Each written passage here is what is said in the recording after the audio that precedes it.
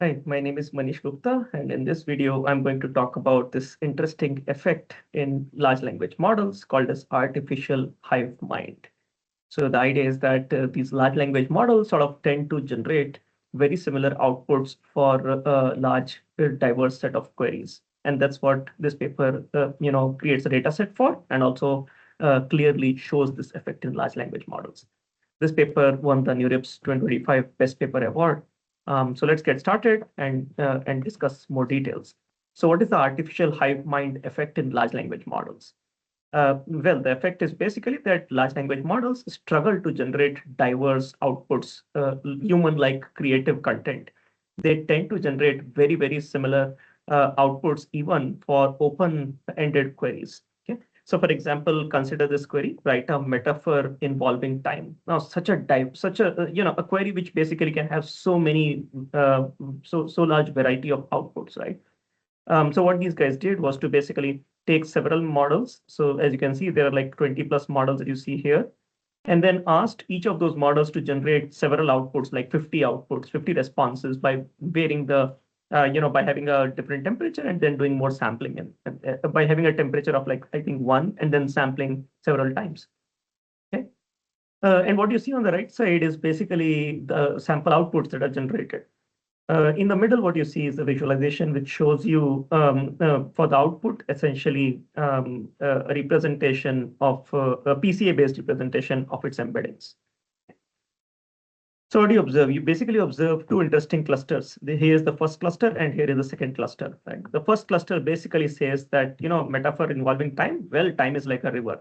Okay. So look at all of these models: GPT-4 Open, 2.554, GPT-4 Mini, and so on. They all say time is a river. Right? Time is a river.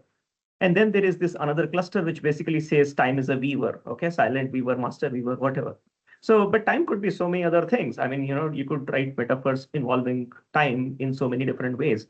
However, large language models choose to use similar words, similar phrases, similar semantics. Okay? In fact, so this is basically, as you can observe, this is essentially the artificial hive mind kind of an effect, very similar outputs from large language models across multiple models. So this basically shows that this effect is there in intermodal homogeneity, but obviously it is also there for the same model itself. So intra-model repetition. If you ask the same model and sample 50 times, well, whatever be a reasonable temperature value, you still get many outputs which are very, very similar in that senses. So to be able to do this evaluation, they created this infinity chat data set. And the idea behind this data set is that it is open-ended queries where you can actually have a wide range of plausible answers without a single ground truth. Okay. So queries of this kind, right? A metaphor involving time, right? But then what they did was to, for the first time, actually, they rigorously created this nice taxonomy of such open-ended user queries and thereby contribute 26,000 English non-toxic queries, each 15 to 200 characters in size, in length. Okay. These are diverse and they're real-world queries. As you can observe, they are divided into 6 different broad categories: creative content generation, open-endedness, alternative styles, brainstorm and ideation, information seeking, alternative perspectives. And then they are subgrouped further into 17 different types, like philosophical questions, abstract conceptual questions, communication styles, concept explanation, decision support, problem solving, and so on. Okay. They are good for evaluating various large language models in terms of their realistic open-endedness, diversity, and also pluralistic alignment in large language models. So, I mean, as you can observe, most of these queries that you see here do not have a unique answer.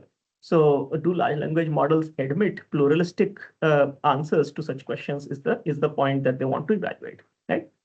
So for example, philosophical questions like how do I understand what I want, right?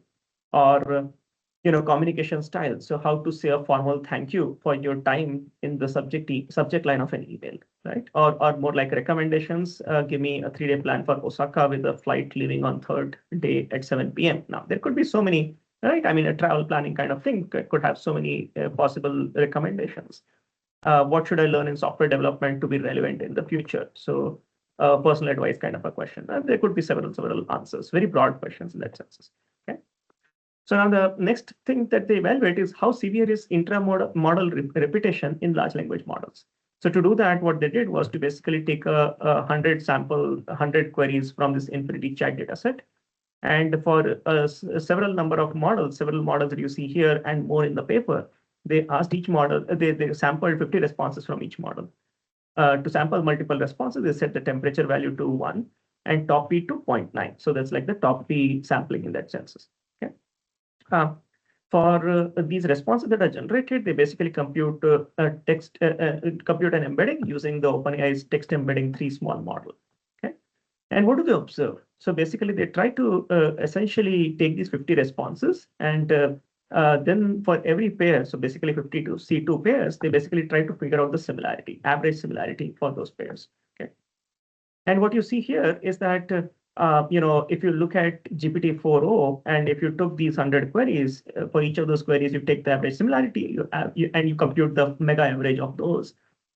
So it basically shows that for 51% of those queries, essentially the similarity between the responses, pairs of responses, was more than 0.9. Now that's interesting, right? So I mean, 90% similarity, more than 90% among the top 50 responses generated by GPT-4o. Okay. Similarly, you can see that on average, 43 or 44% of those queries, basically 44% of those pairs basically are so similar, super similar, right? I have similarity greater than 0.9, essentially. Okay?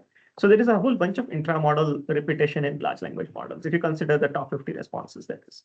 Okay. Now, there are other kind of sampling approaches. You might say, hey, why use top P sampling? How about using min P sampling, which is known to be generating, diverse generations? So they do min P sampling with top P set to 1 and min P set to 0.1 and temperature set to 2. Now, again, temperature value of 2 typically leads to incorrect outputs many times. I mean, very, very varied outputs and so on. But well, they do that anyway for enhancing the generation diversity. Even there, they basically observe, although the number of samples, the number of queries with an average of 0.9, greater than 0.9 similarity are lower now. But if you really compute anything above 0.8, more than 50%, in fact, I mean, this one adds up to 60% approximately. So more than 60% of the queries still have similarity greater than 0.8, okay, in their responses, response pair similarity. So that was about intra-model repetition large language models, which is sort of somewhat obvious also. I mean, it's sort of, if you've tried out several large language models, you would have observed that the responses do not differ too much. They do differ, but not too much. Yeah. The other question is more interesting. How high is the inter-model homogeneity in large language models? So if you basically ask the same open-ended question to two different LLMs, what is the probability that they will come up with very similar answers? Okay. And you see, that is what is being seen in this chart on the right side. So there are all of these various models, like from GPT-4o, Claude, Gemini, Llama, Gemma, Qwen, Mistral, Olmo, DeepSeek, 5.4, all of those popular models that you can can relate with. Okay. And what do you observe? You observe that some of these models, interestingly, have like extremely high similarities. So, for example, look at DeepSeek versus GPT-4o. That's like 0.81 similarity, pretty high. Okay. I mean, two different model families, but still they have very high similarity in that sense. Or, look at DeepSeek versus Qwen. DeepSeek versus Qwen, again, 0.82 similarity, very high similarity. Like models coming from two different families just coming up with such a high similarity in their responses. Okay. And, just look at the real responses. Write a pun about peanut. Here are the responses from these models, like what did the peanut say when it was chasing another peanut? I'm gonna catch you. I mean, well, interesting, fun thing, but the idea is that the responses are so similar. The blue parts basically show overlapping text fragments, right? Similarly, look at this one, generate a motto for a social media page focused on success, wealth, and self-help. Well, DeepSeek, the DeepSeek model and the Qwen model basically come up with the exact same motto. This exact same statement: empower your journey, unlock success, build wealth, transform yourself. The same 4 phrases. Okay. Similarly, this one, create a description with 2 to 3 sentences for an iPhone case collection. That is a slim-fitted case with bold designs. You can observe that DeepSeek versus the GPT-4o model has so much of similarity in its phrases that are being used to come up with the answer for such a broad query, such a diverse query in that sense. Okay. So further, what they did was to basically take these 25 unique models and generate like 50 outputs from each of them. And then they essentially for each query, right? So then what they did was to basically choose n closest responses. So basically 25 unique models, 50 responses. That's basically like 25 into 50 responses. And then what if from this you sample top 10 responses? Okay. How many unique source models do those 10 responses belong to? Okay. So the idea is that if those most similar closest responses basically are coming from a single model, basically saying if the intermodel there is a lot of divergence, then you would ideally expect only all of them to come from one model. Okay. But if you basically try to get like 10 closest similar responses from these 25 into 50 responses, and all of those 10 belong to 10 different models, then you know that all of these models are actually generating almost similar responses. Okay. And what do you observe? So you basically observe as you increase the value of n, as you are trying to basically get more and more closest responses, the number of models that are involved in the top most similar ones are higher, right? But then the other interesting part is that it's the high value also. So for example, if you took most similar 50 responses from this set of 25 into 50 responses, right?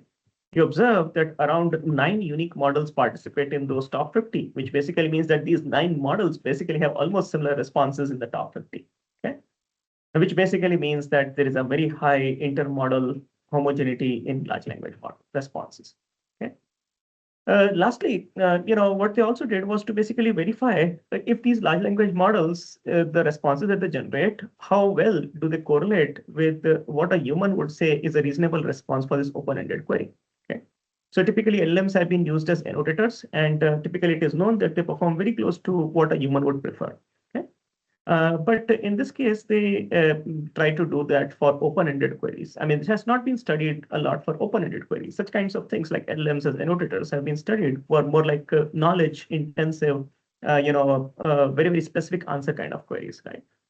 So the question is, how do language models, reward models, language model judges handle alternative responses to open-ended queries? Okay.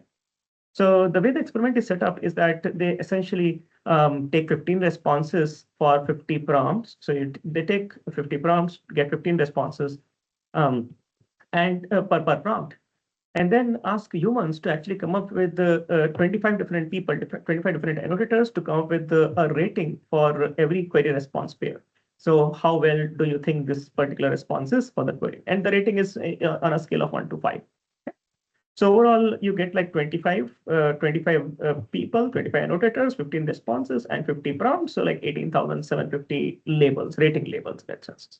These are absolute ratings, but they also collect pairwise preferences. So given a particular query and a response 1 and response 2, which one do you prefer, right? And they do it for 10 response pairs, 50 prompts, and then 25 annotators doing that. So therefore, you have like 25 into 10 into 50, 12,500 labels.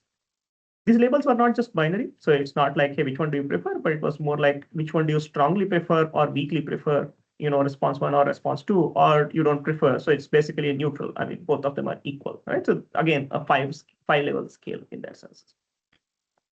After they do this, they basically ask the large language models. They basically look at the scores from these large language models from 3 perspectives: language model perplexity. So for each of the responses, you basically have a perplexity from the language model, right? So lower perplexity is better. So basically, that's that. And then they also look at reward model scores. So basically, you can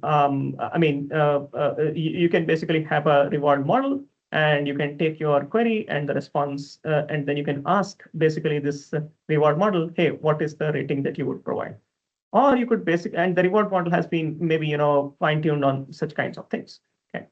And then you can also use some in-context learning kind of things. LLMs as annotators in that sense is really where you give the query, where you give the response, and then you ask LLM to judge basically and provide a rating just like a human would do. Okay. So what do you observe here? So essentially, there are 2 charts, the upper row and the lower row. So the upper row is mainly for similar quality subset for absolute rating. So the idea is that you take the average rating that is provided by the human. Humans also differ in terms of the ratings that they provide for the same response, right? So you take the average rating for a response, average of these 25 ratings, and then you basically only look at So basically there are like 15 into 50, 750 different responses, right? So you only look at those particular, query, those particular samples here where humans did not diverge too much. So maybe from the average. So maybe they diverged only 0.5 on the scale of 1 to 5, 0.5 only, from the average. Or they diverged 1, they diverged 1.5, and so on. So basically, you look at different subsets where humans have a very high consistency in terms of labeling, similar quality subset in that senses. And then you try to figure out what is the correlation between human average rating versus LLM perplexity. What is the correlation value, right? So as you can guess, if the set is more stricter in the sense that you do not allow human ratings to be to have a lot of variance, then your set is going to be smaller, which is 598 here out of 750. And on those 598 set, the idea is that the Spearman correlation with the language model perplexity is 0.262 only. Spearman correlation with the reward model scores is 0.213, and with large language model judge scores is basically just 0.176. Now, these correlation values are much smaller, right? Which basically says that language models, reward models, large language model judges, they basically do not correlate with human preferences for open-ended queries, right? Now, this is for a subset which is basically where basically humans agreed significantly on the absolute rating, right? Humans agree significantly on the absolute rating. Now, what if you basically looked at the set where there is a lot of disagreement? So they disagree on the absolute rating, right? So in the sense that you essentially look at the most disagreeing samples. So where humans basically had like significant divergence in terms of their ratings. So what you do is basically you have a five rating scale. You compute the entropy of the human ratings, entropy in the sense that there are 25 different ratings across those 5 different levels. So you basically check out how divergent, what is the entropy of the distribution. And then you take, the most divergent 2, most divergent 4, and most divergent 16 of the samples from this sample set of 750 responses, right? And you plot these correlation values again with respect to language model perplexity, reward model scores, and language model judge scores. Again, what you observe is even more worrisome because sometimes you actually observe negative correlations. Okay? So model judgments are less aligned where annotators disagree. So this is the set where annotators disagree a lot, right? And if annotators disagree, model judgments are significantly less aligned. As an afterthought, the idea is that this makes sense because language models are always trained on data where humans have agreed a lot, right? So you typically tend to take those samples with those labels where humans have agreed, yeah, there is a good human agreement. Let's take those high quality samples and train the models. Now, on those samples where humans have disagreed, clearly you do expect to see low correlation with the low correlation of the average rating, average human rating with the language model perplexities, reward model scores, and language model judge scores. Okay? But even where humans agree a lot, the correlation values are much smaller for open-ended queries. So that's it. In summary, in this video, I talked about evaluation of large language models and open-ended queries. To be able to do that, the authors proposed an infinity chat dataset, which is a great dataset about open-ended queries in that sense, with a nice taxonomy.